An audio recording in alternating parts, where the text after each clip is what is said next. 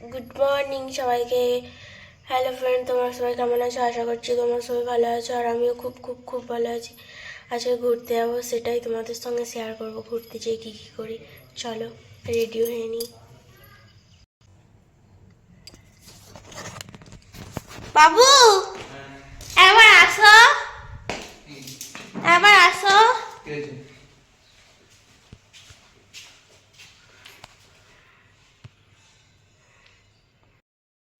Room থেকে বেরিয়ে পড়েছি, আর আজকে আমরা ঘুরতে যাচ্ছি স্কুটিতে করে। চলো রাস্তায় যেয়ে তোমাদের সঙ্গে দেখা হচ্ছে। আমরা এখন বেরিয়ে পড়েছি। গাড়িতে প্রচণ্ড হাওয়া ছিল, ঠান্ডাও ছিল, যেহেতু আমরা সকাল সকাল বেরিয়ে গেছিলাম 8:30টার সময়। আর বাকি অনেকজনই ছিল, আমরা একা যাচ্ছি না, 4টে স্কুটিতে মিলে যাচ্ছি, আর পরে 4টে আসবে। মোট 21 জন আমরা গিয়েছিলাম। অনেক দিন পরে ঘুরতে বেরিয়েছিলাম, যেহেতু সবাই মিলে যাচ্ছি, অনেক কি মজা হবে। আর চারিদিকে শুধু পাহাড় আর পাহাড়, পাহাড়ে ভর্তি, পাহাড়ের শেষই হচ্ছে না, যতই যাচ্ছি ততই বড় বড় পাহাড় যেন। আমরা এখানে একটু দাঁড়িয়েছিলাম, যেহেতু দুটো স্কুটি পেছনে রয়ে গেছিলো, তাদের জন্য ওয়েট করছিলাম। তারা আসতে আবার গাড়ি চালানো স্টার্ট হয়েছে। আর সত্যি কথা বলতে গাড়িতে যেতে মজাটাই আলাদা, প্রচণ্ড আনন্দ হচ্ছিল আমার। আর পাহাড়ের রাস্তা যেহেতু খুবই ভালো লাগছিল।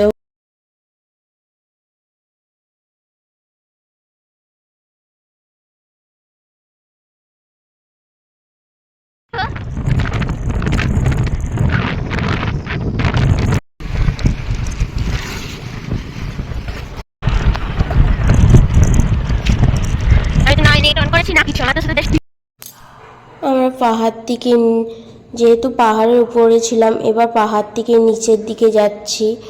এখানে ঢালটাও খুবই বেশিই ছিল।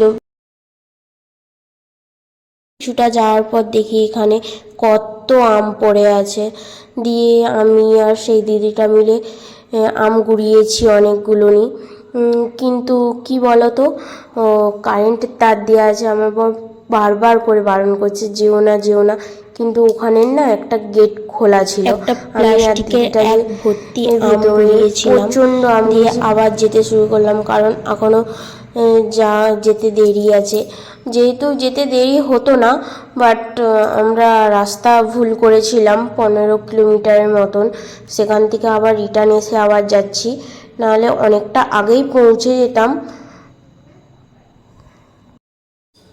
কিছুটা রাস্তা যাওয়ার পর দেখলাম এখানে শুধুই লেবু বাগান, লেবু বাগানে ভর্তি, কটাটাই লেবু বাগান, আর প্রচণ্ড লেবু হয়েছে, ড্রাগন গাছ, লেবু গাছ, প্রচণ্ড ভালো লাগছিল। অবশেষে আমরা পৌঁছেই গেলাম সেখানে, দেখেও খুব ভালো লাগছিল। রেডি হয়ে আমরা সব জলে নেমে পড়েছিলাম, আমার বর আগেই নেমে পড়েছে, এখানে সবাই ছিল। আর আমার তো প্রচণ্ড ভয় লাগে জলে, যেহেতু এখানে রেসও আছে, পাথরও আছে। আমি সেই দিদিটার হাত ধরে নামছিলাম, আর আমার বর বলছে হাত ছেড়ে নামো, না হলে পড়লে দুজনেই পড়ে যাবে।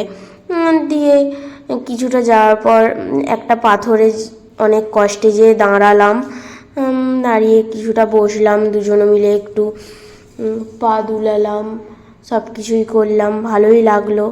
দুজনে ভিডিও করছি, দিদিটাকে বললাম যে ভিডিও হচ্ছে দেখো এইদিকে, দেখে ভিডিও করলাম। দিয়ে আমি আমার বরকে ডাকছিলাম, যে বললাম এদিকে আসো না, আমার বর ওখানে লাঠি ঘুরিয়েছিল, ওদেরকে বলছিল, ওরা ভয় পেয়ে গেছে, কারণ হঠাৎ লাঠিটা ঘুরালে তো ভয় পাবেই।